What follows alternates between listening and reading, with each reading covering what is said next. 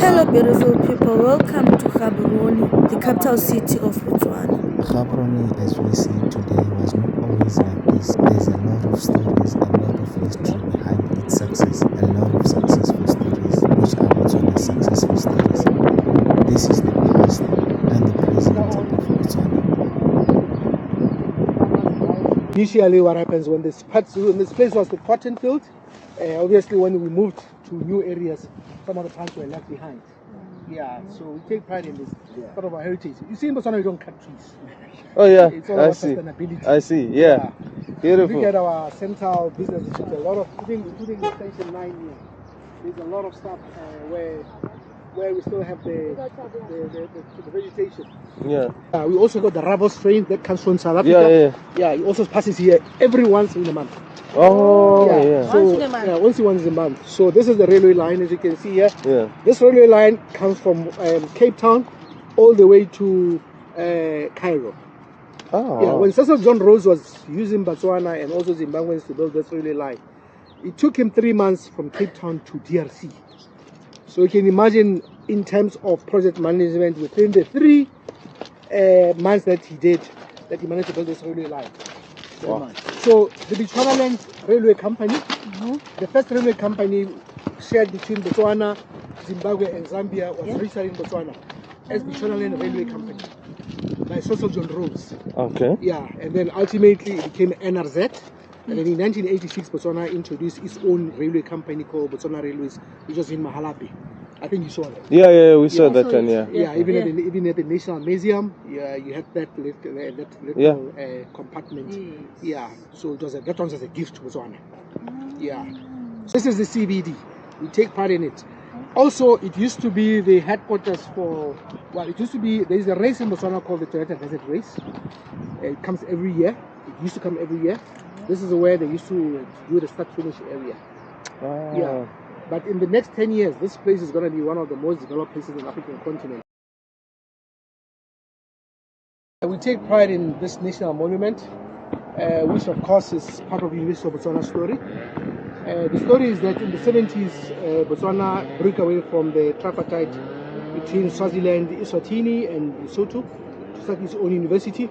So there was a national call where Botswana were requested each family to donate a cow. And this is a cow that contributed towards selling the beef to the EU to raise capital to build the university. The University of Botswana has got over 17,000 students. As you're quite aware, in Botswana, we don't pay we don't pay school fees up to university. Because some of the students get paid a monthly allowance. So we take pride in the university here to build our national manpower. So you can see here that it's a national monument. That's where we heeded the call to establish the University of Botswana. So this is a monument of the names, some of the families that were requested to bring forward their cows. Wow. So the three things in Botswana is managing the economy. There's cattle, there's tourism, and there's also mining. So this is our story to also, that means that we're also going to try to diversify the economy right now away from those 3 main streams, because we are being challenged by IT around the world. So Botswana is diversifying its economy, and then this is university is part of that story. Of course, mining also.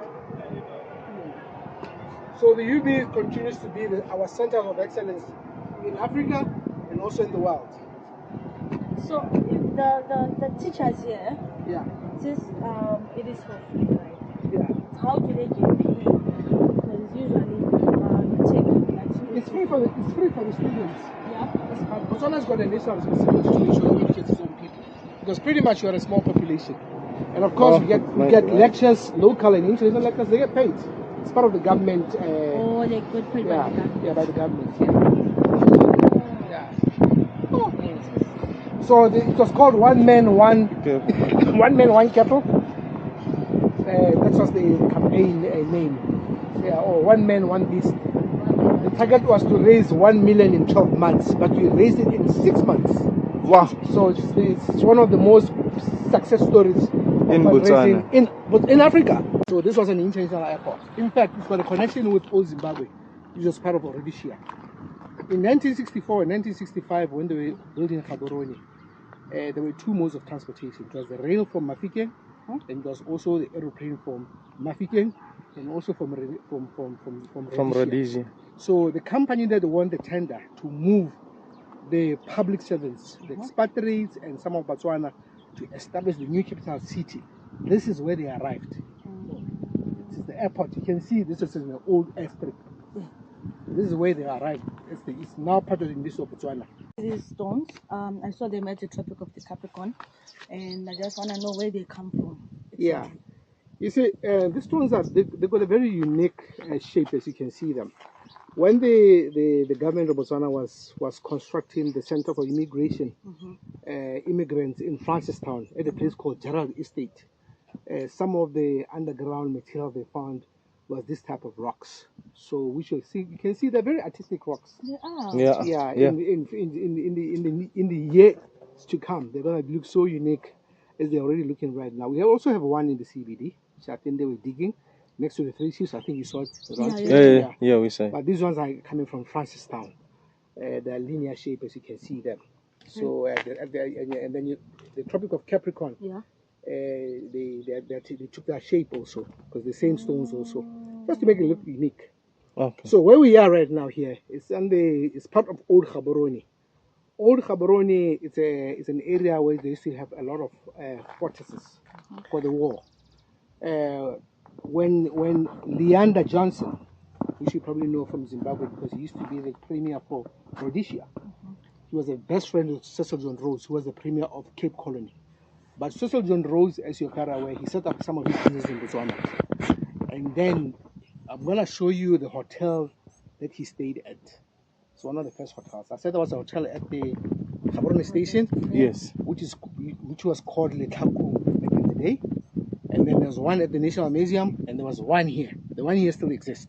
And the one at the museum still exists. It's now put into galleries. It's called the National Botanical Garden. Okay. Botanical Gardens. The reason being that the plantation you see in this area is mostly plantations of natural plants, which are adapted to Botswana environment. Okay, yeah. We live in a country that is very dry. Yeah. In a year, out of 365 days, we get 30 days of rain. But this is the hotel. The hotel is a very historical aspect of the city of Gaborone. Not many people know about it, but it is a hotel. And it's still functional too? No, it's not functional today. Today is just a showroom, as you can see. Yeah, like a museum. Yeah. So, but they still maintain it. You still have people come and make that picnics here, parties here, the churches, the corporates. Yeah. So 1900. So as we are checking in Checking in a hotel that was built in 1900.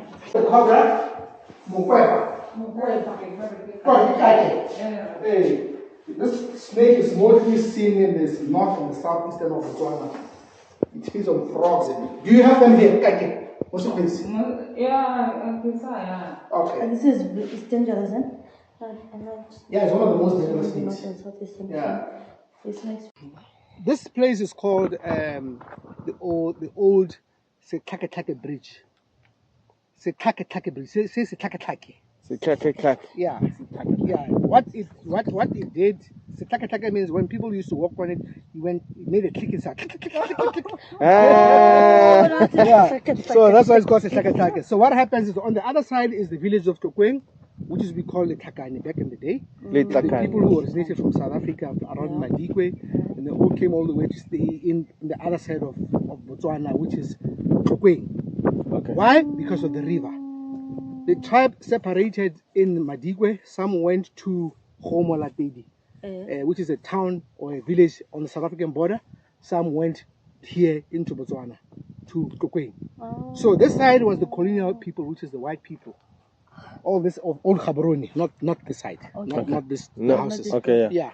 So the black people used to walk to come and look for jobs this side.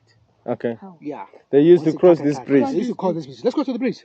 Ah. Yeah. Is this too strong? So you can see its design. If you really know the San Francisco Bridge, it's not different from its design. The one in New York. And then the one that crosses from New York into Harlem. Mandela. And Mandela Bridge. Mandela Bridge. Mandela Bridge was designed by Botswana. No way. Yes. Ah. Including one of the malls, Melrose Arc. No, Rose Akia. From Botswana, including Michelangelo Hotel. What? Yes. Yeah. So these are some of the hidden gems of the city of Gaborone. This was the bridge. As you can see, it had a little metal part. People will walk and go click, click, click, click. That goes click, click, click. So it is. Yeah. So this is the old bridge. Beautiful as it is. It forms part of the heritage of the city of Gaborone. Yeah. So one day we will make it. It will come back to normal. The city is going through a transformation, as you can see. It's becoming more beautiful, and I think they will come and do this part also. Wow. And we visited Tlokwen village, What do you call this? and the city of Gaborone was named after the village chief. And this is the Kotla. Kotla in Botswana translates to a traditional law court where matters are discussed. And across the country, in each and every single village, you have got a Kotla, which is led by a village chief or a headman. I can do this thing while you record it without it, so that we can. It's actually that tribal, what do you call, poetry. 1880 to 1931. Chief himself is kind of amazing guy. Wow. So they were moving from Madikwe into Botswana. Okay, that's the other side of South Africa, the border. Yeah. He was led by them. He was a great man, and he lived for quite a long time. Yeah, 1880. Yeah. But that's about 51 years. Yeah. 51. His reign, not his age. Yeah, his reign. Okay. Great man. Great man indeed. They did the statue. Oh. So when was the name adopted into the city's name? 1966. Okay. Well, no, there's always been like that when the colonial people said the word Gaborone. Okay. Yeah, but now it became Gaborone proper in the 1970s. So people were complaining that you don't call it Gaborone, you have to call it Gaborone. Okay. Yeah. Okay. So the city is named after him. The capital city of Botswana. Okay. There was a battle between Notwani and Gaborone, Old Gaborone. We are in Old Gaborone now, which is called the village. So there was a war between an Anglo-Boer war, where the Rhodesian white people were fighting against the Boers. Where we are going to go to, it's called Mesimaswane, Notwani. It was a big war. So some of the soldiers who died there, the British, this is where they are hidden. You see how Africans or Botswana or Zimbabweans or South Africans were fighting at the World War II? Yes. We still have some of their graves in Egypt. Oh, yes. Yeah. And then we still have some of their graves for World War I in the sea, because some they drowned with the ship. Yeah. So these are, this side. These are the people who made donations. Yeah. So they were not very it's called Gaborone village. The main area of the conflict in the region was what is now known as Notwani, where we are going to go to. Okay. About 12 kilometers south of Gaborone. We're going to go there now. A British encampment on Basotho on the west side of Notwani River was opposed by a Boer encampment on Sipisi Hill, about 14 kilometers to the southeast in South Africa. Yeah. These forces were intent of sabotaging a crucial railway bridge. We're going to see it. In order to prevent the British supplying Mafeking to the south during the siege. During the Mafeking siege, one of the remains of the captains is here. Captain French. This is his one here, the main one. Oh. Yeah. He's from Ireland. Imagine, and then he's buried here. And then he's buried here. In Botswana. Yeah, in Botswana. So they got a company in Cape Town to do the tombstone. The family in Ireland, they paid for him. So he was a very powerful commander, but he was a captain. Yeah. So they say Samson Couch French, Captain Royal Irish Regiment, eldest and dearly loved son of Savage and Fanny French, born on the 23rd of January 1870, was killed in action at Crocodile Pools, which is Notwani. Yeah. And this So, one was a nurse. Yeah, these were all part of the war people. Some of them were just civilians. Yeah, like the Red Cross and stuff. Yeah, Red Cross and stuff. Yeah. And we need to think about I would. More ants come, more clay. and the thing will be stronger. Ask your dad. Daddy, I want us to take the land. This And looks even unique. bring a drilling machine. Okay. I'm on the way to home. Okay, so I have two different So things. far, You Ganan. choose which one you like the most, okay? So first, this is a, Can I soup for something? this is Okay. a, it's This is it's our sewing a machines. Mom, This is bring when a you bowl. come to our house. Bring a bowl. You shall Okay. show you how to make those. You can make one. Go in here. Oh, nanti poto guys. Just put it in the microwave. Hey. Or you can put it on the A table. bowl of Don't soup. get too hot. No way. You know, protect the table. Okay, so here's this, and here's different ones. That's what she makes. So you guys come visit and she'll teach you how Ah, to this make is like those. a wine glass. You taught us how to Or make you can buy 2 cups. This is called a mug rug. This looks. What about these ones? Yeah, maybe some time. Here's a little So we need to put this on the pot as well, right? Okay. We'll be making on this so that it's easy for us to transport like those other ones. Okay. Before you start, you grab your clay. Ah, there you go. The clay ready made for being made. You grab it, you throw it there, right? Your Okay. hand needs to be wet all the time so that the clay can slide off quick, nicely. Okay. We need a lot of strength here, so we Okay. have to be well fed. Okay, you need to eat a lot. Yeah, not a lot. Yeah. You see your Tarzan? It works here. Okay.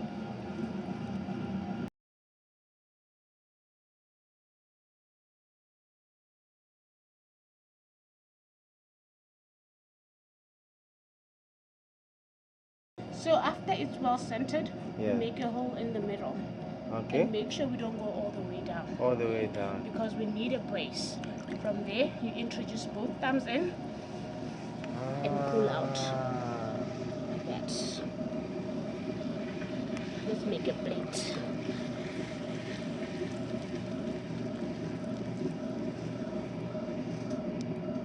Ah.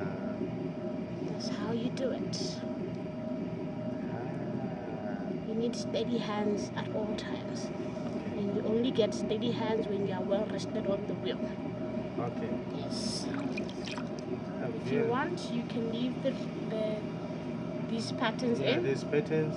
or you can just sponge them out Ah. and make it flat like that. Beautiful. Thank you.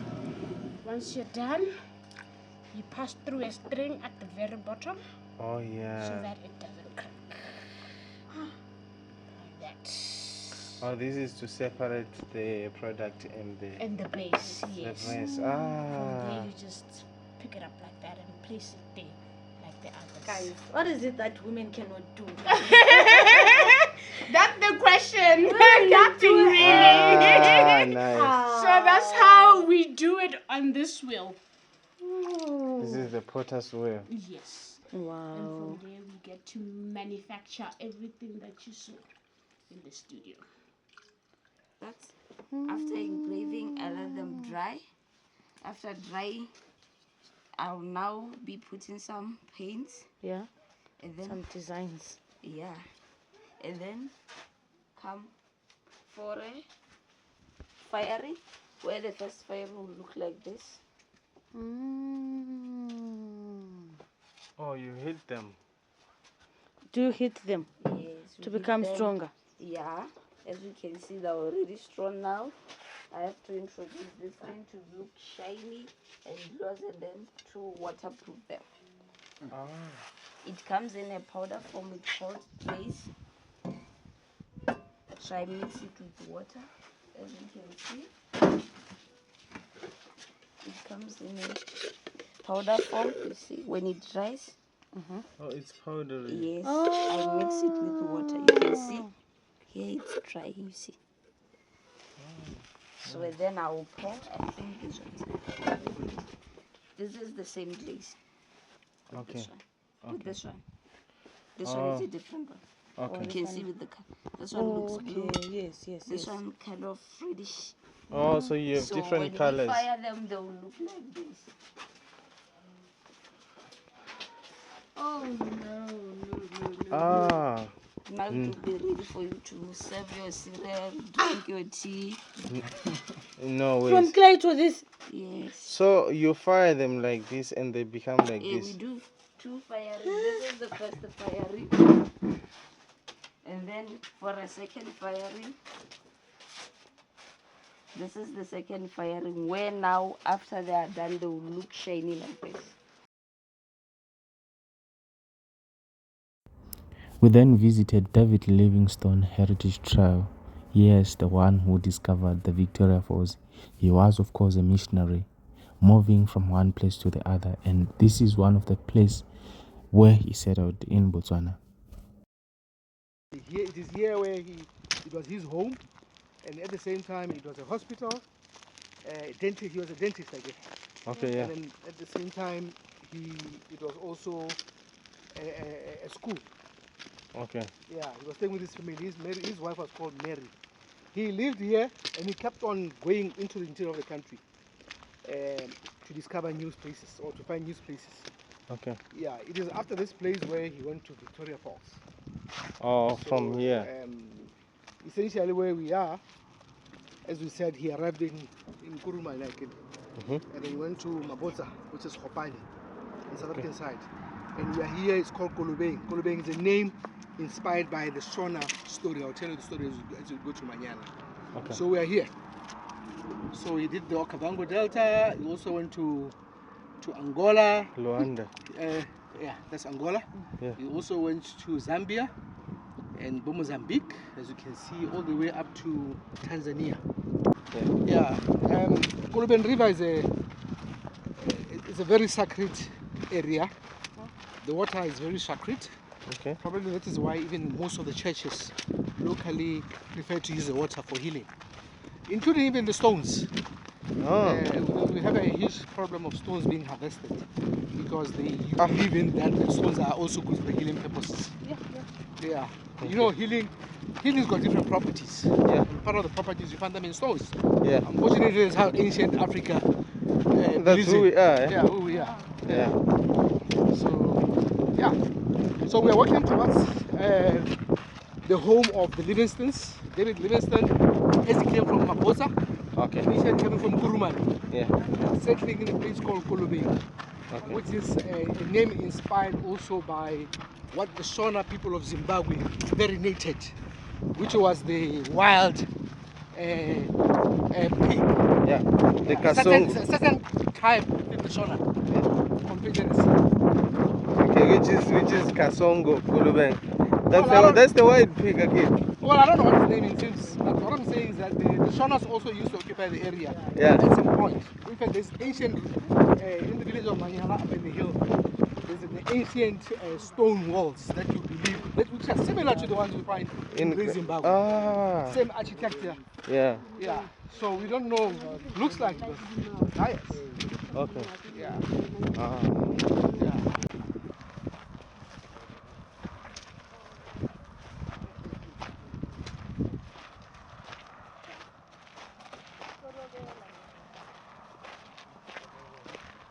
As a result of Livingstone's excursions and explorations of the continent of Africa, the Blantyre in Malawi is named after the Blantyre in Scotland, where he was born in March.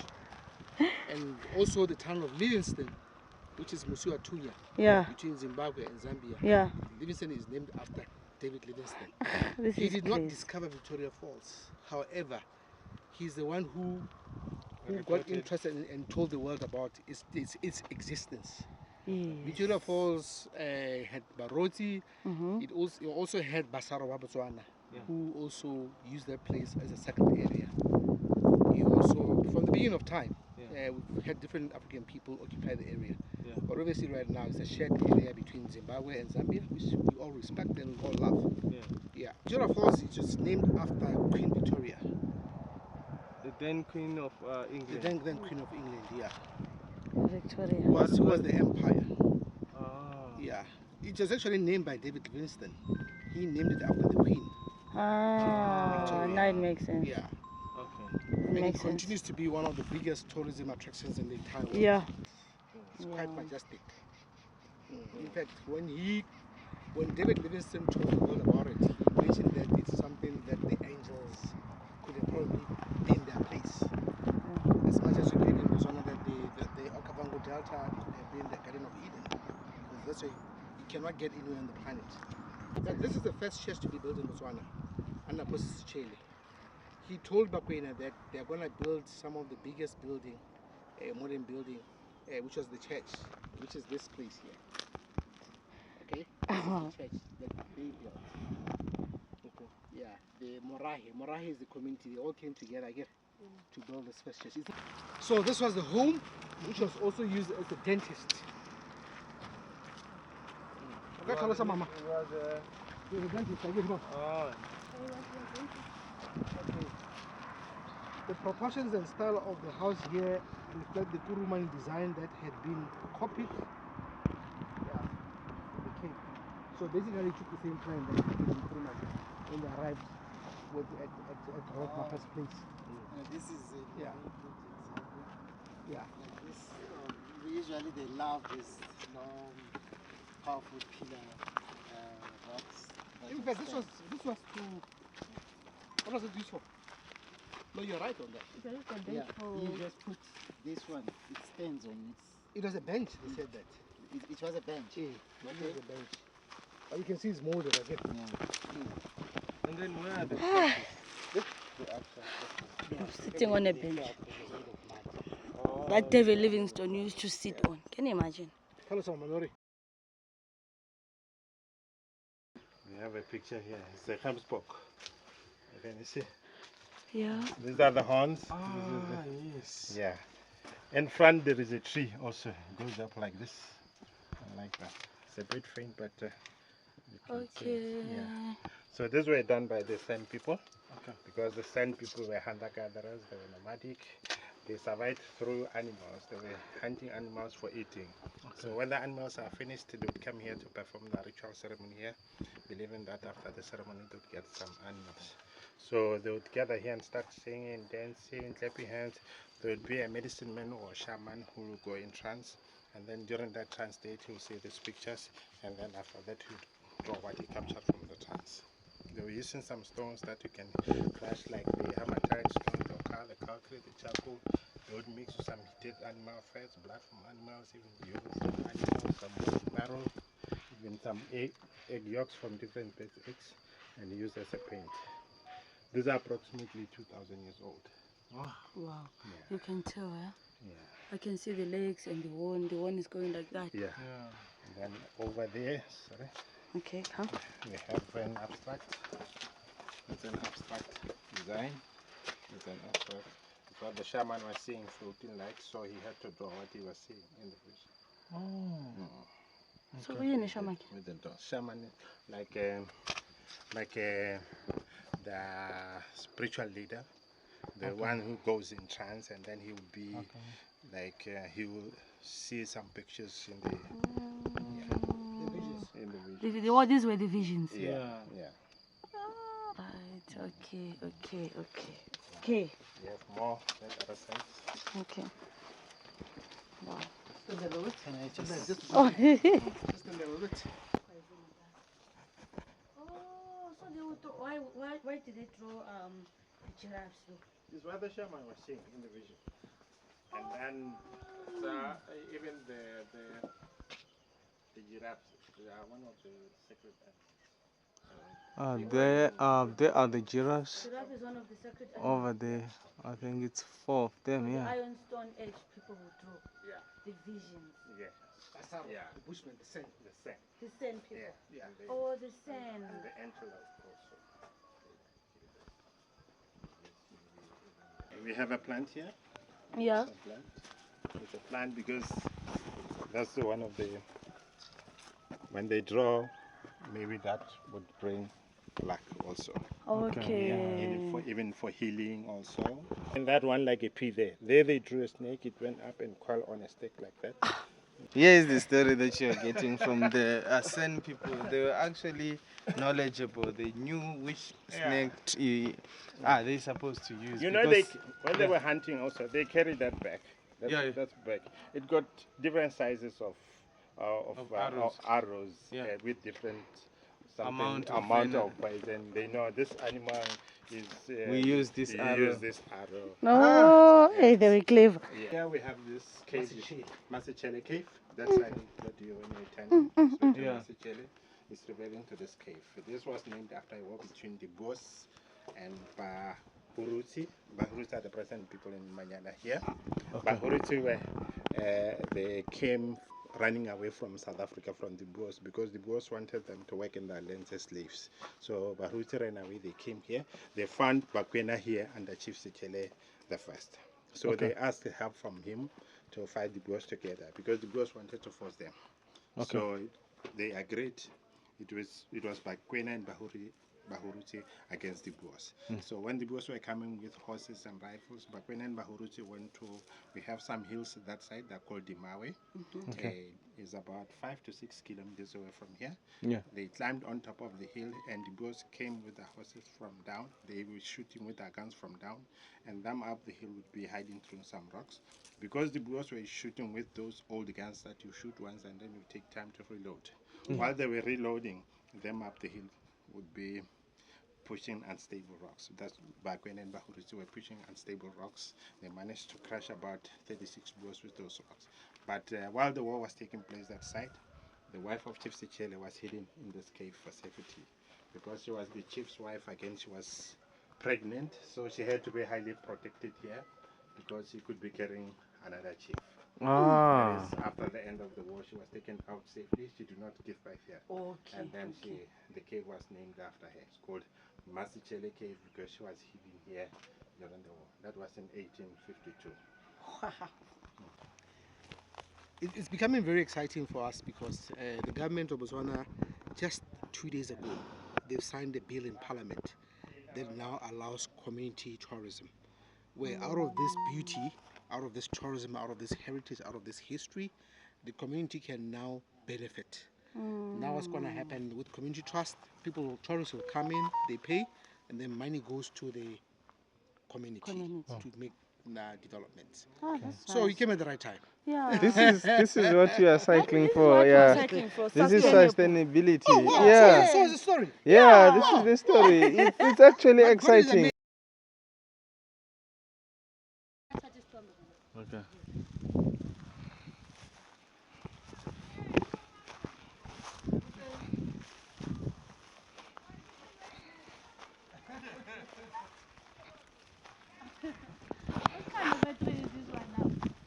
So this is the David Livingstone tree. We call it the David Livingstone tree.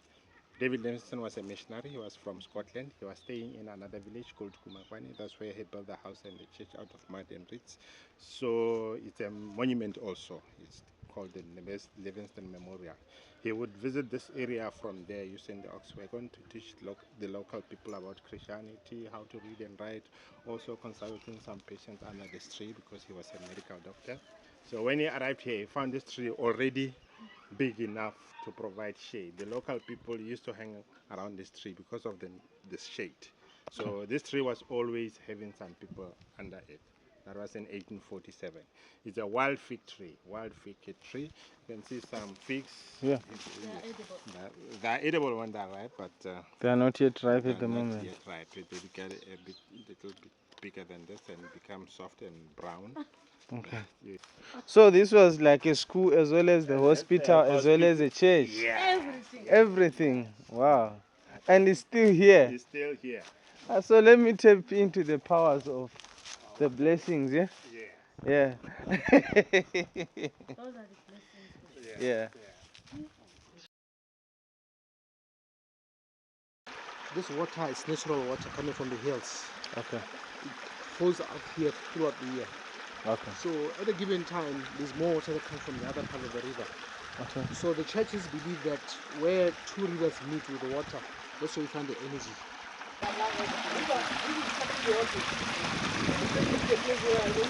Now is those hills and this hill here. Okay. This is where the battle took place. Okay. Yeah.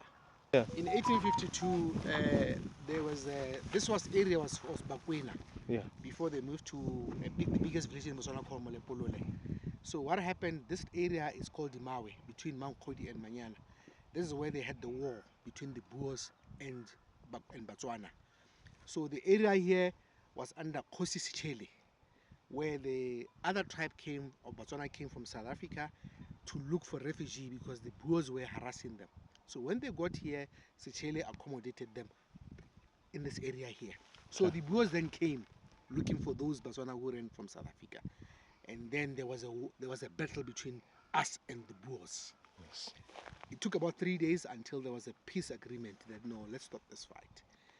And then the Boers also wanted to extend the border of South Africa into Botswana. So without that peace agreement, South Africa could have probably taken Botswana. And finally, we went to the crocodile farm, and where we met the owner, who happens to be an author. He has written quite a number of books and is so knowledgeable about the country of Botswana.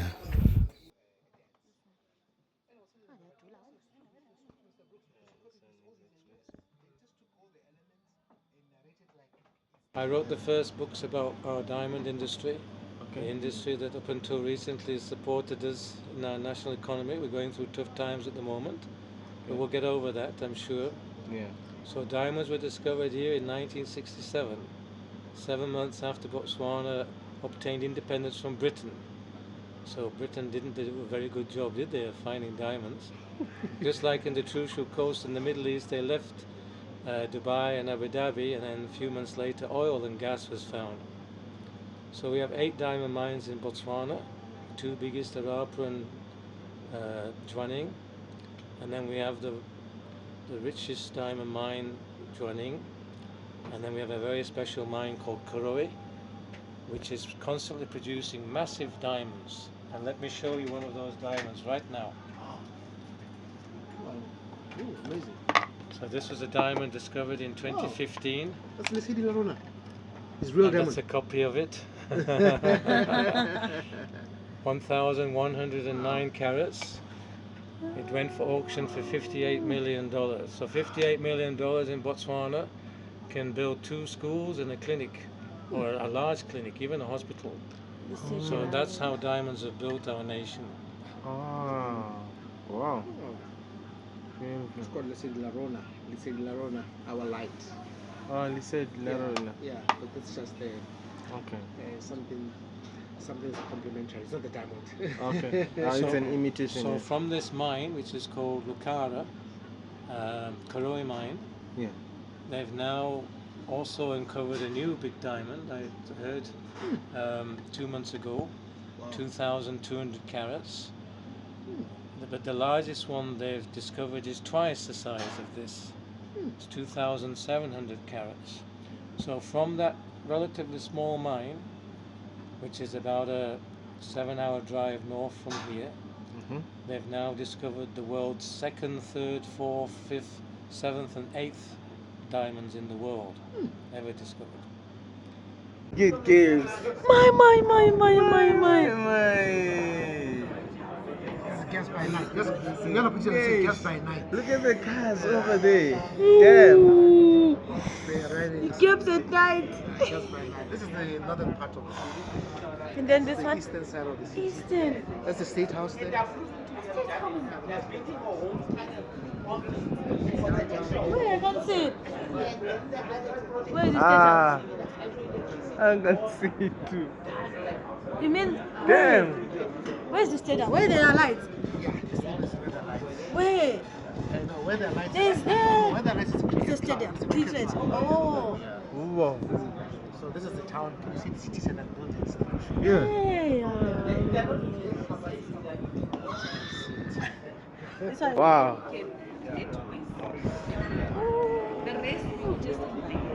This is dope. Damn. Just invite dignitaries to come and witness.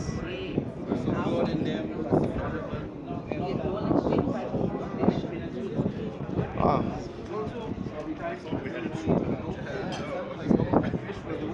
Yeah. They eat kinkers.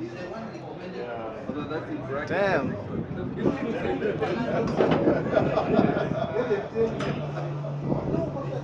I know this.